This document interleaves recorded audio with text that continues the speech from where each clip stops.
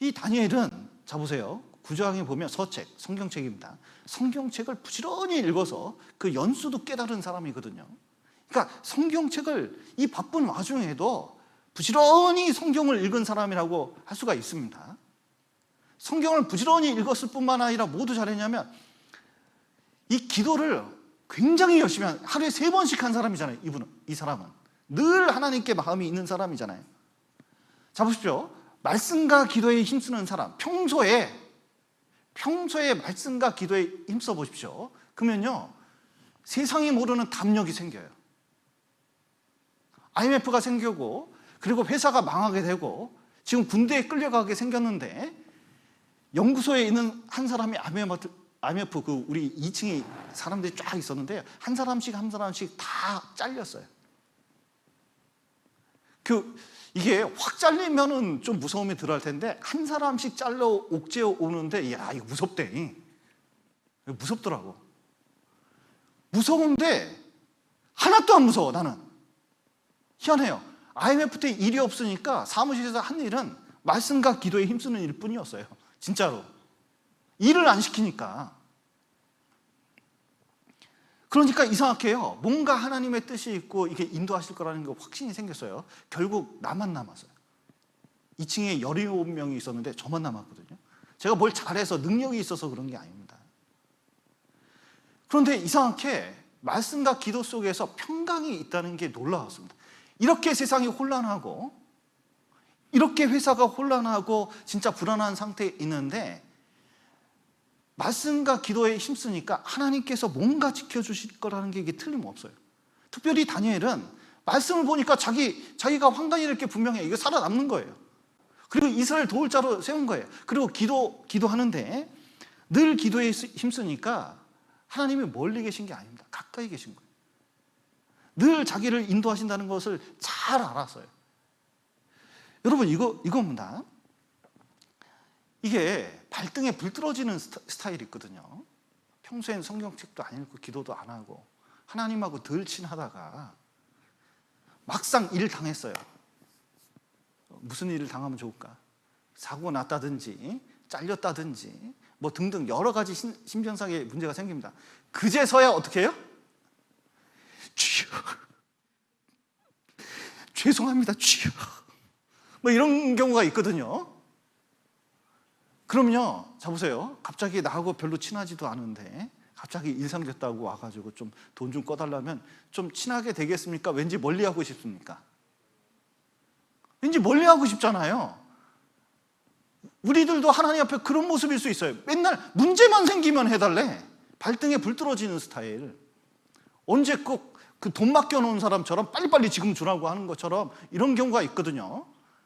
그러면요, 하나님이 이게 평소에 뭔가 이게 거래가 있어야지, 그리고 교제가 돼야지, 친근해야지 뭘 역사할 건데, 이것을 들어주기 전에 뭔가 태도가 먼저 변해야 되는 거거든요. 이 고난을 통해서 바뀌어야 될 것도 있는 거잖아요. 여러분, 고난이 있을 때, 혼란이 있을 때 기도하는 겁니다. 편안할 때는 이상하게 기도도요, 덜 되는 거예요. 이 간절한 기도는 정말 어려움 속에서 기도가 되는데, 혼란 속에서 기도하는 것은 이게 나쁜 일이 아니에요. 왜냐하면 하나님을 더 가까이 할 수 있고, 이 기도는 하나님의 능력을 끌어오는 힘이잖아요. 그렇기 때문에 평소에 기도하는 게 너무 중요합니다. 왜냐하면 평소에 기도하는 사람은 일이 생겨도 하나님이 가까이 있으니까 하나님이 무언가 해결해 줄 거라는 게 틀림없이 알아요. 그리고 말씀을 읽으면서, 여러분, 하루하루 말씀을 읽으면요, 기도 속에서 읽으면 오늘 필요한 말씀을 주신다니까요. 그게 계시죠. 그리고 내가 살아갈 힘이에요. 그 속에 내가 평강이 있어요. 그리고 그 속에서 분별력이 생기거든요. 분별력이 생기는 만큼 담대함은 생기게 돼 있는 겁니다. 그런데 평소에 그게 없잖아요. 늘 힘이 없어요. 담대함도 없어요. 그러니까 참 이 다니엘이요, 아리오에게 하는 말 봐요. 왕의 명령이 어찌 그리 급하뇨? 대단하지 않아요? 난 얼마나 지금 다니엘이 이런 위기 속에서 굉장히 평강한지 알 수 있어요. 왜냐하면 말씀을 붙잡고 있고 기도를 하고 있고 하나님 뜻을 발견하기 위해서 있는 사람이기 때문에 분명히 하나님이 더 큰 뜻이 있다고 생각하는 거예요. 기도는 하나님이 내 뜻을 들어주는 게 기도가 아닙니다. 주의 뜻이 내 삶 속에 이루어지는 게 이게 진정한 기도거든요. 다니엘은 그걸 잘 알고 있어요. 그러니까 뭔가 뜻이 있다고 생각하고 아리오에게 얘기를 하는 거예요. 그리고 다니엘이 들어가서 왕께 구하기를 기한하여 주시면 왕에게 그 해석을 보여드리겠나이다. 아니, 다니엘에게 먼저 보여준 것도 아닌데 다니엘은 확실히 알았어요. 이것은 하나님의 뜻이 있고 하나님이 쓰시기 위함이고 그리고 자기한테 분명히 보여줄 것을 알았습니다. 그것은 평소에 하나님과 말씀으로 기도로 가까이 했기 때문에 하나님은 어떤 분이라는 거 분명히 내 부탁을 들어줄 거라는 걸 알았어요. 시간을 미루려고 하지도 않았어요. 기한도 긴 기한이 아니에요. 그리고 나서 이제 기도를 했습니다. 이에 다니엘이 자기 집으로 돌아가서 그 동무 하나냐와 미사엘과 아사랴에게 그 일을 고하고 하늘에 계신 하나님이 이 은밀한 일에 대하여 긍휼히 여기사 자기 다니엘과 동무들이 바벨론의 다른 박사와 함께 죽음을 당치 않게 하시기를 그들로 구하게 하니라. 다니엘이 혼자만 한 게 아닙니다. 자기 집으로 가서 세 친구에게 얘기를 했어요. 여러분, 이제 신앙생활 할 때 이게 되게 중요합니다. 진짜 내 문제를 가지고 신앙적으로 같이 교제해주고 그리고 같이 기도해줄 동무가 있다는 것은 이 세상에서 없는 큰 위로예요. 그리고 같이 그것을 할 수 있다는 게 이게 힘인 겁니다. 우리가 어떤 문제가 발생했을 때, 어떤 위기가 있을 때 형제들과 교제를 할 수 있다. 속에 있는 걸 내놓을 수 있다. 이거는 진정한 친구예요. 여러분 보십시오. 내가 문제가 생겼는데 교제에 내놓을 수가 없다. 말하면 말만 돌아다닐 것 같다. 믿을 만한 형제가 없는 겁니다. 그리고 그 분위기가 안 된 거예요.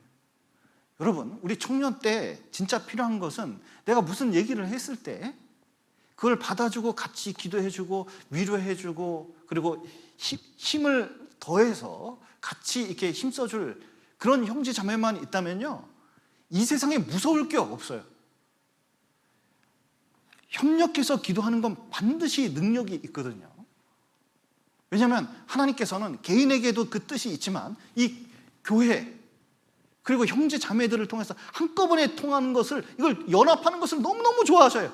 그 안에서 뜻을 이루는 걸 너무 좋아하시거든요. 그러니까 함께 기도하는 걸 좋아하시는 거예요.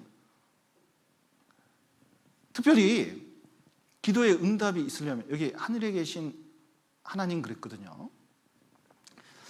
제가 이제 루브르에 가서 이 바벨론 그 신탑을 봤습니다. 그림을 보여줬어야 되는데 위에는 해, 달, 별이 있고 밑에 무슨 짐승 같은 거 신들이 쫙 있어요. 온갖 신상이 다 있는 곳이 바벨론입니다.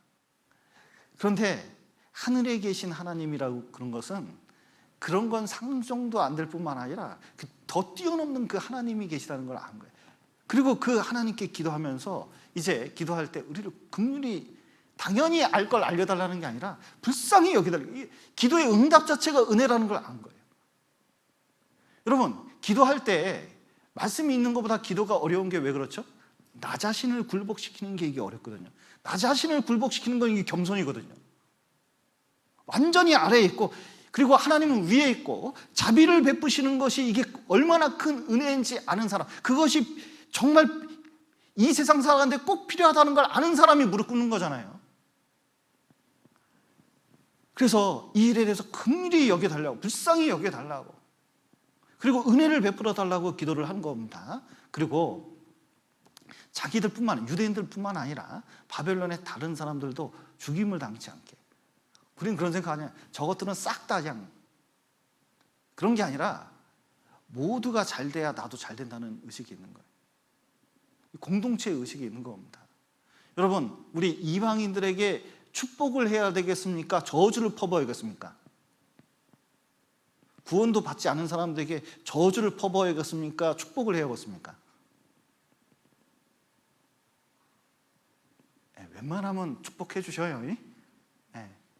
이 그리스도인들은 이 그리스도인에게나 다른 사람에 잘 되기를 바라는 게 좋습니다. 그리고 하나님께서 역사하시길 바라는 게 굉장히 중요해요. 그렇게 했더니 이에 이 은밀한 것이 밤의 이상으로 다니엘에게 나타나 보임에 다니엘이 하늘에 계신 하나님을 찬송하니라. 하나님께서 이제 이 다니엘을 기특하게 생각해서 이 신상 꿈을 그대로 보여주셨습니다. 그러니까 찬송이 저절로 나죠. 우리도 이제 합심기도 하면 여러 가지 이제 일이 나타나게 되는데, 여기 보시죠. 너희 중에 두 사람이 땅에서 합심하여 무엇이든지 구하면 하늘에 계신 내 아버지께서 저희를 위하여 이루게 하시리라 하신 것처럼 합심 기도가 좀 필요한 것 같아요. 그러니까 이제 그 광축교회 같은 경우는 11시에 합심 기도 같은 거 하잖아요.